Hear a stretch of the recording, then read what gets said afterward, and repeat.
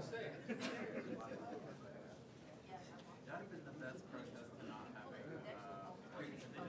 during the game. They did an acapella one game. I can't remember what it was. It just doesn't work.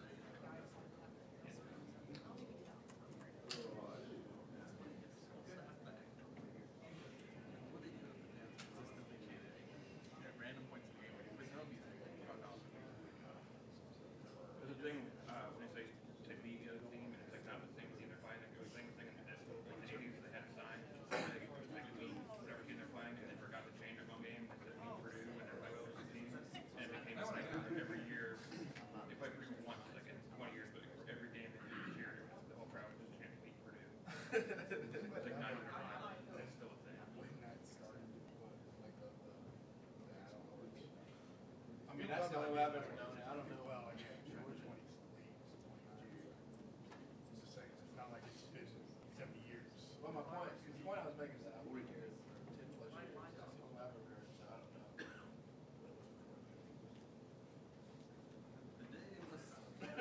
Well, I mean, like, 1990. Black and Brandy, 2005. But like, oh, it's a tradition.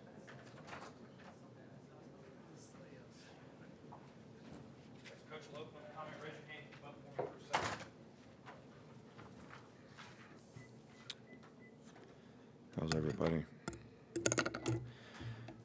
I think we took a step forward as a team. In this last game, I think we had to compete for 60 minutes in the game, which I think was good for our players. And for the most part, most of the guys did respond to that.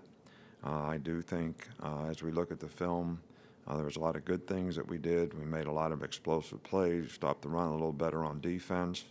Got a couple turnovers, didn't give up a lot of explosive plays, but there's a lot of things to improve on. We didn't do a great job in the red zone, 3 touchdowns and 7 tries, and had a couple touchdowns called back because of penalties.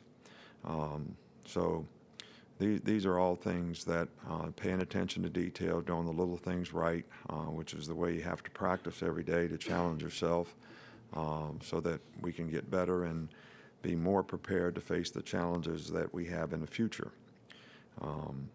This game obviously coming up this week is a rivalry game, and it's a big game and a special game to a lot of folks here in Alabama, and certainly is to our team and our players. And Jeremy's doing a really good job with their team. They're playing with a lot of discipline. They've got a lot of toughness, and they've made a tremendous amount of improvement, and I think played an outstanding game last week against Auburn. You got the players of the week from this game, and I think that from an injury standpoint, Smitty's probably the guy that's probably most questionable. You never know how hamstring injuries are going to sort of respond and how fast guys will be able to recover, but at his position probably have to be pretty full speed to be able to play, so we'll have to play that one day to day. And I'm not making any accusations because I don't think it's anybody here, but we have an outstanding medical staff here. We do MRIs on players. We know exactly what's wrong with them. We've never, ever, has our medical staff put a player at any kind of risk relative to playing. I don't think it's good for people to make speculations about what injury a player has when we have probably as good a medical staff as anybody in the country when it comes to Dr. Kane, Dr. Andrews, their whole team of people. I don't think it's fair to the player or the program or our medical staff for people to speculate on what people's injuries really are. But as I mentioned, Tennessee's playing really, really well and has made a lot of improvement. I think the quarterback has been a big part of that. He played really, really well last week. He's completing like 65% of his passes, for the year. Their skill guys outside have made a lot of big plays. They're big guys. They get 50-50 balls, and that's going to be a real key for us defensively. They've made constant improvement in terms of playing together as a unit and as a team, playing with a lot of toughness, a lot of discipline, don't make a lot of mental mistakes, and they've been very effective on special teams. So, all around this team is doing the kind of things that you need to do to put yourself in a position to be able to win games, and we're going to have to, be our best on the road to be able to take advantage of the opportunity that we have. Coach, we'll start right here with Ben. You mentioned that on Saturday being maybe the most physical game you guys had played this year. Were there any plays that you guys sent to the league office for review, or did they get in touch with you about anything? Yeah, I visited with Commissioner Stanky about Raekwon's actions, and we will handle that internally, and we will have him do some things, and I think it should affect his play time in the future. Come back over in the middle with Michael. Quentin Williams is racing to emerge this season as a force in the middle. Where have you seen him? Where have you seen him improve the most with Quentin Williams?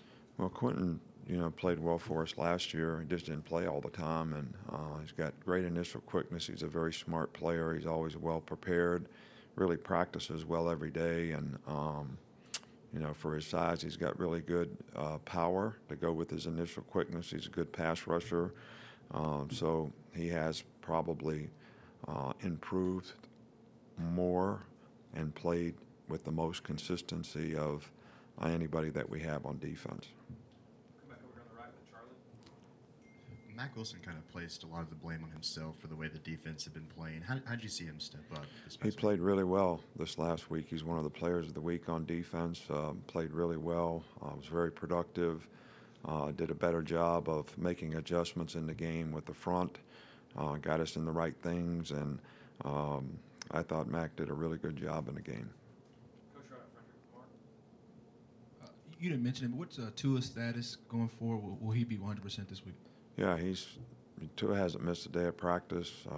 He could have gone back in the game, like I said. He's going to practice today.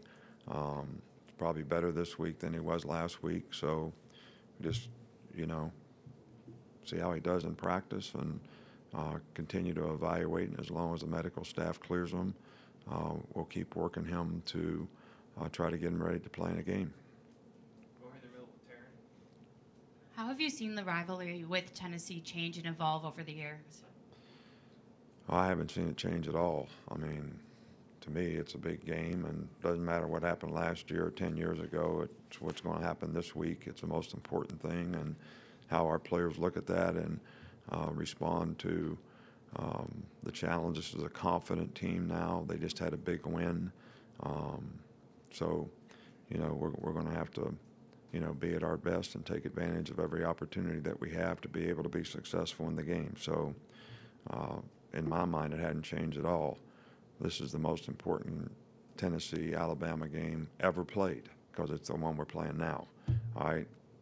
Most important game we're playing this season because it's the one we're playing now. So it is what it is. Coach, we'll go up front with Chris Walsh. Your thoughts on the secondary after watching the game film? I thought the guys did a good job. They played together, communicated better. Obviously, there's some things that we need to continue to work on, but I think the big thing is we got to get more guys ready to play winning football. So, that's a real key to the drill based on the depth that we have right now, that more guys are willing to step up and prepare and be ready to play so that, we can continue to play at a competitive level on the back end. Coach, right here with Tony.